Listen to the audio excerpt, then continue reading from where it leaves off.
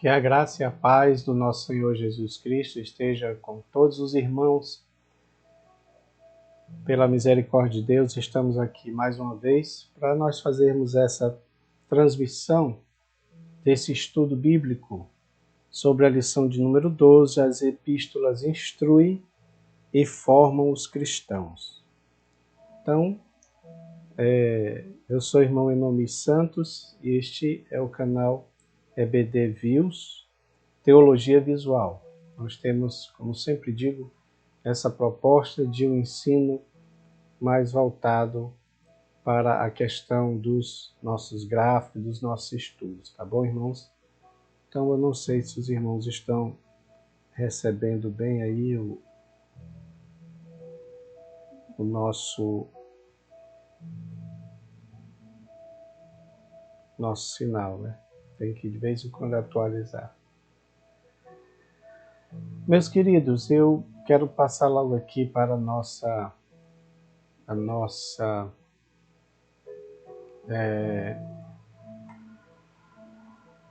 nosso gráfico esboço. Como eu sempre digo, o gráfico esboço, ele tem todo o panorama da lição.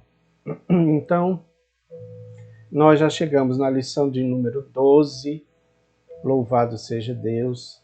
Estamos chegando já na conclusão deste estudo, né? Estamos estudando esse trimestre todo sobre a supremacia das Escrituras, a inspirada, inerrante e infalível Palavra de Deus. Aleluia. E chegamos aqui na lição de número 12. Lição de número 12, que tem esse título: As Epístolas instruem e formam os cristãos. O nosso textuário diz: a graça, a misericórdia, a paz da parte de Deus Pai e da do Senhor Jesus Cristo, Filho do Pai, sejam convosco na verdade e em amor. Está em 2 João, capítulo 1, versículo 3. E a verdade prática diz: as epístolas apresentam instruções vitais para a compreensão da doutrina cristã, bem como para a formação dos cristãos, tá bom? Acredito que, como ponto de contato, seria bom a gente esclarecer algo que foi questionado no grupo quando colocamos esse gráfico, exatamente sobre esse tema. A pergunta foi: mas a Bíblia toda não instrui e não forma os cristãos? Esse foi o questionamento que um obreiro fez lá, um questionamento sincero. E a verdade é que sim, né? Toda a Bíblia instrui e forma os cristãos. Mas também é verdade que, se nós estudarmos as categorias dos livros, nós vamos entender tudo isso daqui. Então, a Bíblia é dividida em livros históricos, em livros poéticos, em livros proféticos. E cada um desses, digamos assim, dessas categorias, elas têm um propósito, têm um objetivo de ser, não é? Mas aí também tem essa categoria das epístolas, das cartas.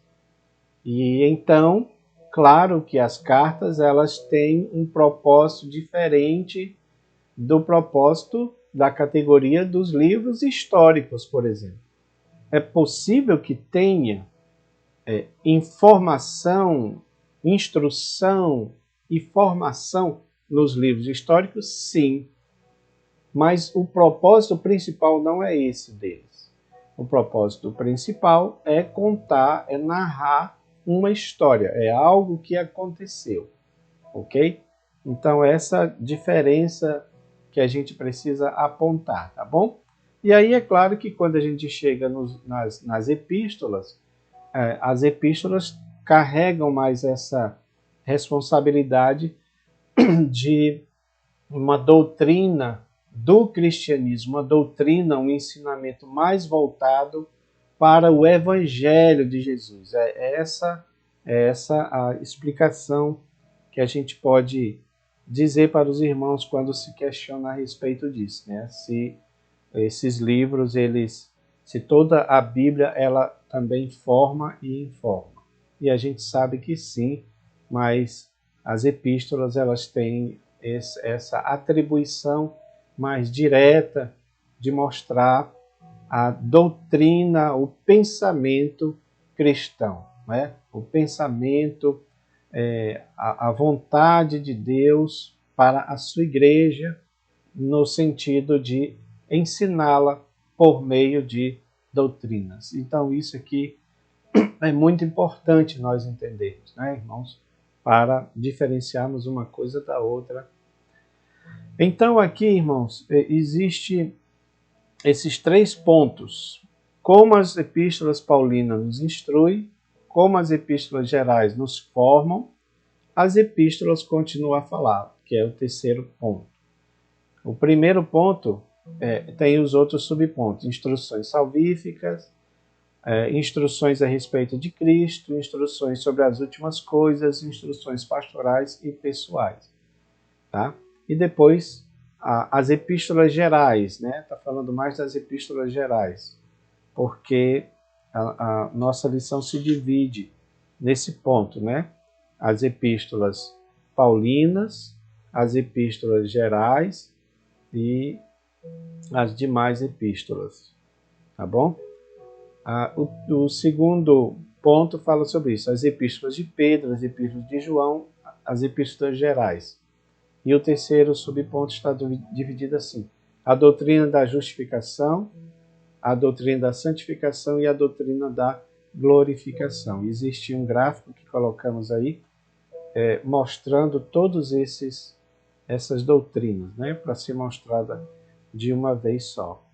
Então, meus queridos, eu queria mostrar para os irmãos esse gráfico que eu fiz. Ainda não está postado, mas nós vamos postar, né, porque foi feito praticamente agora à tarde e a gente não deu tempo ainda de colocar lá. Então, nós temos aí as epístolas. As epístolas do Novo Testamento, elas seguem esse formato, essa forma padrão, né? Está aqui na nossa lição, porque ela fala, por exemplo, do autor da epístola, ela fala para quem ele escreveu, o destinatário, a saudação, a oração, e também tem o corpo da carta, ou seja, o desenvolvimento, né, o assunto da carta, que isso é importante. Existe apenas uma diferença na carta de Filemão, que ela já é mais pessoal, para tratar uma questão pessoal. Mas as demais, elas ou são endereçadas para uma igreja, ou são endereçadas para uma pessoa, tá bom? Então isso é muito importante também a gente entender esses pontos. Então, entrando aqui já no assunto, porque aí nós já estamos falando sobre essa parte das instruções salvíficas, né? Então é claro que quando falamos de salvação, estamos falando de uma doutrina da teologia sistemática, que é exatamente a soteriologia. Então, essas cartas, essas epístolas, Romanos, Gálatas, 1º e 2º Coríntios, estão falando especificamente dessa questão da salvação. As outras também falam, mas a gente encontra ainda uma porção maior nessas epístolas que tratam sobre as instruções de Paulo, né? Porque também está voltado mais para o seu autor, no caso, Paulo, que escreveu. Então nós temos aí Romanos, que se destaca principalmente por esse versículo: o justo viverá pela fé. Então, justificação pela fé, salvação pela graça, é o que trata Romanos, né? Infelizmente, às vezes, eu considero Romano uma das mais completas cartas sobre a questão da salvação. Mas, infelizmente, às vezes as pessoas preferem mais discutir sobre pensamentos teológicos, né? Sobre linhas teológicas. Isso aí acaba, às vezes, tirando o foco, não é, irmãos? Nós estamos estudando a palavra de Deus, não sistematizações de homens, não doutrinas de homens, porque a verdade é que quase se coloca em pé de igualdade a doutrina de determinado autor, de determinado teólogo, com as doutrinas bíblicas. Isso aí é algo que a gente não vê com bons olhos, né? É melhor nós estudarmos a palavra de Deus. Então, temos Gálatas também, Gálatas que fala sobre justificado pelas obras da lei, no sentido de mostrar que não é pelas obras da lei que nós seremos justificados, mas sim pela graça que há em Cristo Jesus, né? Então, há um grande... Nas epístolas de Paulo sempre vai haver esse debate sobre a lei e a graça, visto que ele antes era um defensor da lei, mas ele foi alcançado pela graça de Cristo, então, evidentemente, que agora ele podia transitar pelas duas coisas, né? Ele podia falar sobre as duas coisas, tanto da lei quanto da graça. Mas ele sempre dá essa ênfase, especialmente na graça, visto que a lei ela não conseguiu abranger o homem por completo. Foi preciso a graça de Cristo para que o plano da salvação de Deus ficasse completo, tá bom? E aí nós temos 1 Coríntios, que fala do Cristo crucificado, né? O capítulo 15 trata sobre isso, são mais de 50 versículos tratando sobre a ressurreição de Jesus. Então é muito importante nós entendermos, e o tema da ressurreição de Jesus é importantíssimo, especialmente para os dias de hoje, visto que naquele tempo já se contradizia, havia opositores em relação à ressurreição de Cristo, pessoas, pensamentos, ideias, ideologias que dizia que Jesus não tinha ressuscitado. Então, Paulo ele faz uma defesa de Cristo, né? Uma defesa de Cristo. Segundo Coríntios, ele já trata sobre o ministério da reconciliação, quando ele mostra que nós fomos reconciliados com Cristo. É um termo mais jurídico, porque havendo duas partes que estão discordando sobre um tema, não é? Aí elas estão em pendência judicial uma com a outra, né? E aí a justiça, geralmente, hoje se faz isso, né? Existe muito essa justiça conciliadora das partes, onde toma parte de uma, parte de outro, e vai tentar ouvir os lados para conciliar.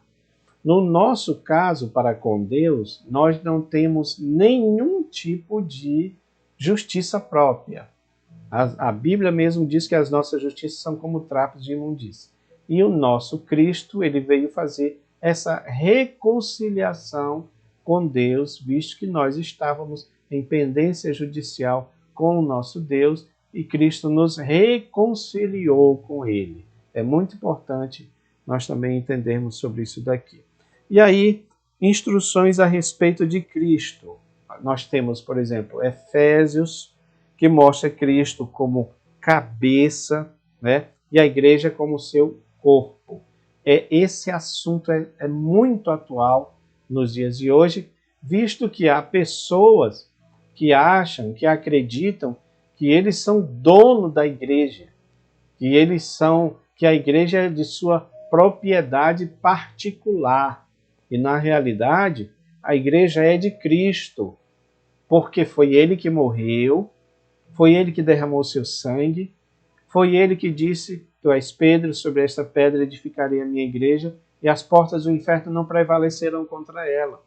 Jesus não estava ali fundando uma Assembleia de Deus, não estava fundando uma batista, uma presbiteriana. Não, ele estava fundando a sua igreja, a sua eclésia, ou eclesia, aqueles que são chamados para fora, aqueles que são chamados para o corpo. Ele é o cabeça, é ele quem comanda. Aliás, se dependesse de homens, a igreja teria sido destruída há muito tempo, com tantas investidas do diabo. Mas aí, como Cristo é cabeça, como Cristo é quem está no comando de tudo, então a gente pode dizer que, de fato, Jesus é quem comanda a igreja, Jesus é quem faz com que a igreja permaneça viva até os dias de hoje. Então é muito importante nós entendermos essa parte de Efésios. Temos também, ainda sobre Cristo, falando de Filipenses, não é, irmãos? Filipenses, onde ele mostra que o viver é Cristo. Ele fala sobre o segredo da verdadeira felicidade, chamada Cartas da Prisão. Ele está preso, mas ainda assim ele se alegra no Senhor e ele manda que os seus, digamos assim, destinatários da carta, os filipenses, se alegrem no Senhor. Alegrai-vos sempre no Senhor. Outra vez digo, alegrai-vos. E quem está falando isso é alguém que estava preso. Então, é muito importante, não é? Porque mostra uma coisa interessante em Filipenses. Não é negação do próprio sofrimento, como fazem, por exemplo, os budistas. Não é isso. É passar pelo sofrimento, mas receber no sofrimento a alegria de Cristo, que dá capacidade para sofrer. Isso é também muito importante, meus irmãos, não é? É por isso que lá pelo capítulo 2 ele fala muito claramente que nós deveríamos ter o mesmo exemplo de Cristo, né, que se humilhou a si mesmo. Então, a carta de Filipenses também é muito importante.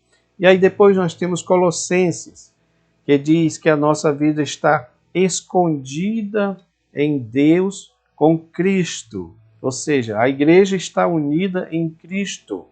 Ela morreu e ressuscitou com Cristo. É em Colossenses que nós aprendemos que nele, em Cristo, reside toda a plenitude da divindade. Deus estava em Cristo, residindo nele, em Cristo. É o Verbo que se fez carne e habitou entre nós, e vimos a sua glória, como a glória do unigênito do Pai. É em Colossenses que nós entendemos que Cristo destronou os principados e potestades e os expôs à vergonha, triunfando sobre eles na cruz. Também isso é muito importante, não é, irmãos? Tessalonicenses entra aqui na nossa lição, o nosso comentarista fala sobre instruções das últimas coisas, porque havia um problema na igreja de Tessalônica, onde havia inclusive a influência de falsos mestres dizendo que Cristo já tinha vindo. E Paulo fala sobre isso, até mesmo dando a entender que houve alguém que escreveu, olha aí, irmãos, a ideia do fake news, né? Uma epístola fake, uma epístola falsa, como se tivesse sido assinada pelo próprio Paulo. Ele trata sobre esse tema, não é? Uma epístola como se de nós estivesse procedido, dizendo que o dia do Senhor já havia chegado. E os cristãos estavam morrendo, mas eles estavam aflitos por quê? Porque se Jesus ia voltar, e eles esperavam Cristo já naquela época, se Cristo ia voltar, mas eles estavam morrendo, o que ia acontecer com eles então? Aí Paulo fala sobre essa questão do retorno de Cristo, tanto em 1º quanto em 2º Tessalonicenses, fala do retorno de Cristo, fala do dia do Senhor, fala da manifestação do anticristo, e é aqui que eu queria mostrar para os irmãos a diferença de como essas epístolas elas são altamente instrutivas para nós. Porque até mesmo nos evangelhos você vê alguma coisa sobre essas doutrinas, mas é algo assim rápido, não é? Ou até mesmo carente ainda de uma complementação que é dada com o apóstolo Paulo. Inclusive, a crítica até diz que o apóstolo Paulo foi aquele que deu uma nova versão para o cristianismo, porque ele teria inserido muitas coisas dele mesmo. Mas a gente sabe que ele diz que recebeu do Senhor. Então foi o Senhor que instruiu desse jeito. Jesus, em Mateus 24, trata do sermão escatológico. Mas tem algumas coisas que no sermão escatológico de Jesus ele não trata, porém Paulo trata aqui. E não é que Paulo esteja aumentando, mas ele está agregando mais informações ao que Jesus já havia falado. Tá bom? Então isso é muito importante nós entendermos como funciona essa questão das últimas coisas, especialmente no livro de Tessalonicenses. Uma coisa que me chama a atenção aqui, que a gente deveria atentar para isso, é que Paulo diz: consolai uns aos outros com estas palavras. Ou seja, ele explicou tudo o que era para se explicar a respeito da vinda de Jesus, a respeito dos mortos, a respeito da ressurreição dos mortos, a respeito da manifestação do anticristo. E aí ele diz: vocês precisam se consolar uns aos outros com estas palavras. Vocês precisam falar uns para os outros destas palavras.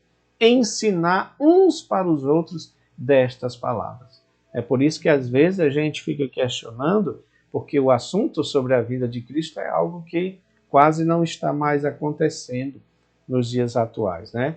Então a gente precisa voltar com este assunto, tratando sobre a volta do Senhor Jesus.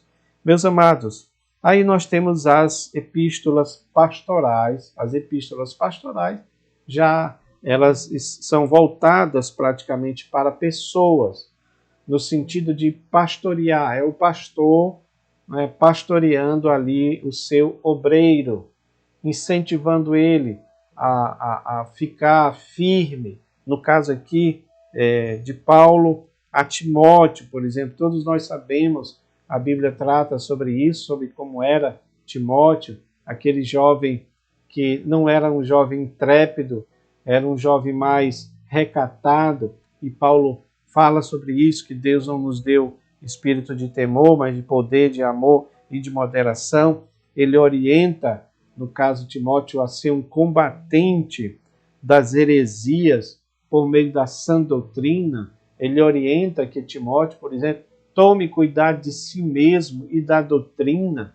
Então veja que o pensamento doutrinário da igreja primitiva estava bem organizado e ali havia essa admoestação para que se defendesse as doutrinas verdadeiras, visto que havia falsos mestres naquela época que estavam lutando para introduzir na igreja falsos ensinamentos, né, irmãos? Então, é importante nós entendermos isso. E aí, nós temos também ainda em 2 Timóteo, Paulo incentivando, não é? Timóteo a manejar bem a palavra da verdade, que é uma coisa que todo obreiro deve saber fazer. Não só obreiro, mas eu acredito que todo cristão. Porque se eu sou testemunha viva, se eu sou testemunha de Cristo, preciso saber testemunhar sobre Jesus. Eu preciso saber dar uma resposta à razão da minha fé. Eu preciso explicar o que é a salvação em Cristo Jesus. E é por isso, irmãos, que nós estamos insistimos na escola dominical, insistimos nesses gráficos para que assim as pessoas aprendam ainda melhor, né, sobre isso. Deixa eu mostrar aqui para os irmãos, eu estou mostrando uma tela menor, mas agora essa aqui está mais ampliada, né? Já passamos sobre a epístola de Tessalonicenses, estamos aqui falando de Timóteo, 1 Timóteo, e aí vem Tito, quando também tem essa mesma ideia do pastor que está contrapondo os falsos ensinos, né? Esse ponto de contrapor é importante porque hoje nós vivemos um tempo muito difícil, um tempo muito complicado, em que praticamente você não pode defender mais a nossa fé. Praticamente a gente não pode mais defender a nossa fé. Porque se fizer isso, está atingindo alguém, está indo contra alguém, não é? Tanto é que nós falamos numa das postagens aí no nosso grupo sobre a necessidade de voltar a revista sobre heresiologia. E parece que esse assunto não vai voltar tão cedo, porque, se não me falha a memória, a última vez que veio um assunto sobre heresiologia foi 2011, que alguns irmãos informaram aí também. Então, irmãos, fazem muitos anos aí que não vem esse assunto. E não deve vir também, não sei se há algum receio da nossa casa publicadora em fazer isso, né, com receio de represálias, de algum tipo de investida, sendo que a Bíblia é muito clara que a gente deve defender a nossa fé. Então, de repente, é muito estranho que haja vários falsos ensinos aí, e as pessoas estão mesmo dispostas a ensinar errado, a ensinar coisas que são contrárias à Bíblia, à palavra de Deus, e nós ficamos na retaguarda sem fazer nada. Então, a gente precisa repensar isso, não é, irmãos? Devemos falar o que convém à sã doutrina. Pelo menos, deveríamos pregar a doutrina verdadeira. Porque, além de não avançarmos no sentido de confrontar os ensinos falsos, nós não estamos pregando a doutrina verdadeira. E isso aí realmente é um problema sério, né? Filemon também é uma epístola pastoral para tratar de um problema, né, de um escravo que fugiu, e Paulo escreve para ele, para o dono desse escravo, dizendo que receba, dizendo que perdoe, né, porque agora ele era um cristão, então ele tinha essa obrigação de perdoar. É uma epístola que está assim diferente das demais, tá bom? E aí, meus irmãos, a gente entra nas epístolas gerais, que é 1 Pedro, 2 Pedro, abordando o sofrimento cristão, né? Abordando as provações inspirando os cristãos a fortalecerem a fé deles, sabendo que eles estão sujeitos a todo tipo de provação. Segundo Pedro também fala sobre isso, alerta aos ensinos dos falsos mestres, novamente, né, porque eles estavam questionando a divindade de Cristo e também a vinda de Jesus, dizendo que Jesus não viria, né? Pedro fala sobre isso, inclusive no seu famoso sermão escatológico de Pedro, né, porque ele também trata sobre alguma coisa voltada para a escatologia, sobre as últimas coisas. Meus queridos, e aí nós temos também 1 e 2 João, que novamente trata sobre este ensino falso, né? O gnosticismo que negava a encarnação de Cristo. Então, João é muito enfático nisso, e também nos dias de hoje ainda há alguns resquícios desse tipo de doutrina e a gente precisa pregar o Cristo verdadeiro, ok? Terceira João já se destaca a fidelidade de Gaio e Demétrio e a reprovação do mau testemunho de Diótrefes, tá bom? Ainda continuando nas epístolas gerais, nós temos aqui Hebreus tratando sobre a supremacia de Cristo. Ele é superior aos anjos, ele é superior à lei, ele é superior a tudo, né? Muito importante a epístola de Hebreus, conteúdo bem denso, conteúdo bem sólido, escrita bem feita, né? Como também Romanos, que a gente falou aqui. Meus amados, em Hebreus a gente aprende que Cristo é o sumo sacerdote, que por seu próprio sangue executou uma eterna redenção, que entrou uma vez no Santo dos Santos, que hoje vive para interceder por nós. Então, é muito importante Hebreus, pouco pregado, não é, irmãos? Pouco pregado. Aliás, a bem da verdade é que as epístolas, elas não são pregadas nas igrejas, especialmente nas neopentecostais.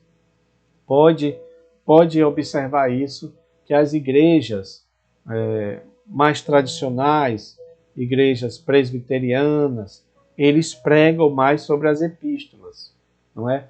Porque há esse entendimento que são epístolas para a igreja, são ensinamentos para a igreja. Porém, as igrejas neopentecostais já pregam mais sobre o Antigo Testamento. Afinal de contas, ali você pode fazer uma aplicação, muitas vezes, com aquela intenção de arrecadação de fundos, né? Então, você tem ali um tipo de pregação mais triunfalista, não é? Os 300 de Gideão, a derrubada das muralhas de Jericó. Então, esse tipo de mensagem, porque dá para você aplicar, fazer uma aplicação mais triunfalista, elas são muito mais atrativas do que as epístolas, né? Então, é importante a gente entender que as epístolas devem ser pregadas principalmente pelos obreiros, por aqueles que são pastores, por aqueles que são dirigentes, presbíteros, igreja, que estão à frente de igrejas, né? E aí nós temos também Tiago, que fala sobre a fé sem as obras é morta, acentua que a fé deve ser mostrada em ações, não só em falar que tem fé, mas sim em ações práticas. Então, por isso que o texto adverte que o cristão deve ser praticante da palavra e não somente ouvinte. Isso aí também é muito importante para os dias de hoje, principalmente aquilo que eu sempre digo, olha, existe um distanciamento, não é, daquilo que eu falo para aquilo que eu creio. E a gente precisa cada vez mais estreitar esse distanciamento para que a gente possa não só pregar, mas também viver, praticar aquilo que nós pregamos. Epístolas de Judas ensina, então, a batalhar pela fé, né?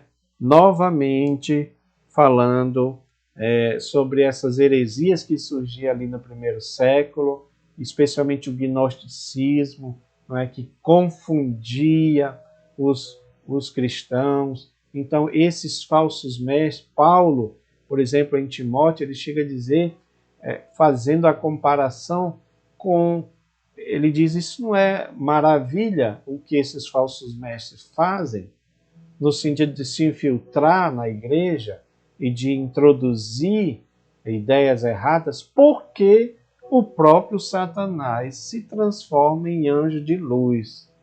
Do mesmo jeito, os falsos mestres também fazem a mesma coisa, não é, irmãos? Então, essa é a parte das epístolas. E aí, na continuidade aqui, deixa eu mostrar para os irmãos.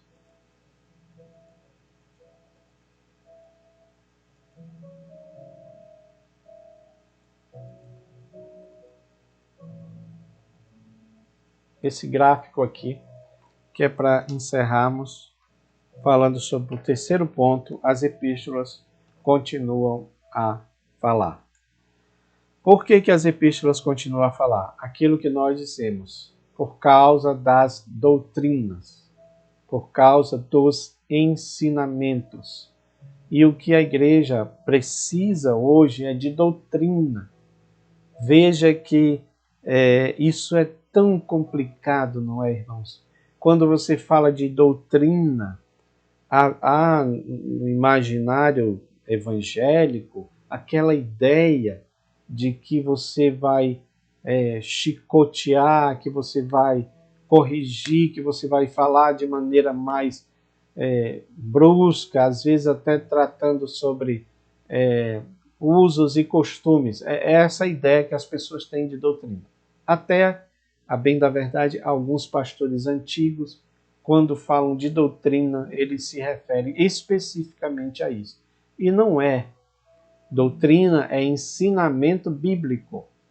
Então, por exemplo, as epístolas, elas tratam mais especificamente de ensinamentos bíblicos. Aqui nós colocamos esse gráfico porque na nossa lição ele fala sobre esse terceiro ponto, que as epístolas continuam a falar.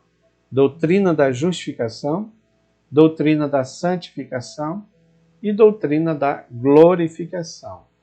Então, essas três doutrinas, elas são importantes porque estão falando da salvação. Está falando da dinâmica da salvação, como ocorre a salvação. Então, a justificação está relacionada com o nosso passado.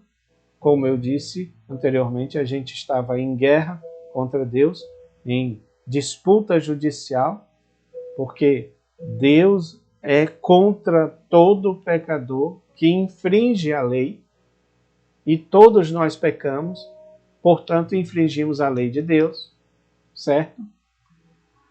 E Cristo, ele veio para nos reconciliar com Deus. Como ele fez isso? Através da sua morte, através do seu sacrifício, através do seu sangue derramado, através da justificação. Existe um gráfico também que nós não colocamos aqui, mas ele é muito importante porque ele trata sobre isso. Nós estávamos como o réu, condenados, não é? Há um acusador contra nós, que é Satanás. Deus é o juiz que dá a sentença e Cristo, com o Espírito Santo, nosso advogado, está advogando as nossas causas. O nosso advogado foi aquele que morreu por nós, deu a vida por nós, para que a gente pudesse ser justificado.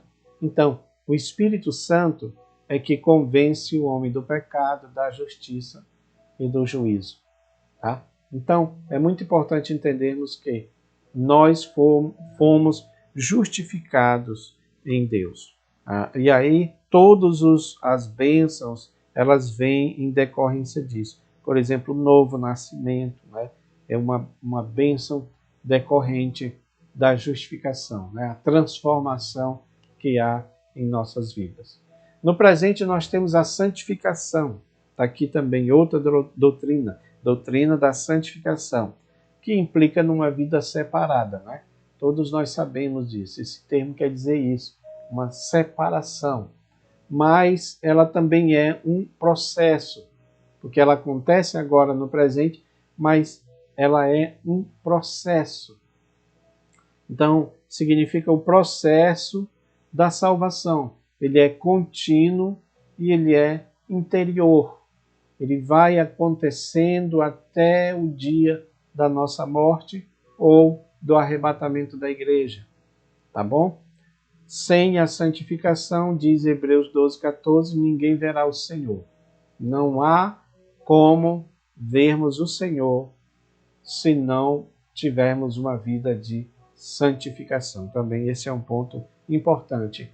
E para complementar, aliás, alguns colocam essa outra doutrina, a glorificação, como uma continuidade da própria santificação. Porque à medida que nós vamos nos santificando, vamos chegar a um ponto de sermos então glorificados.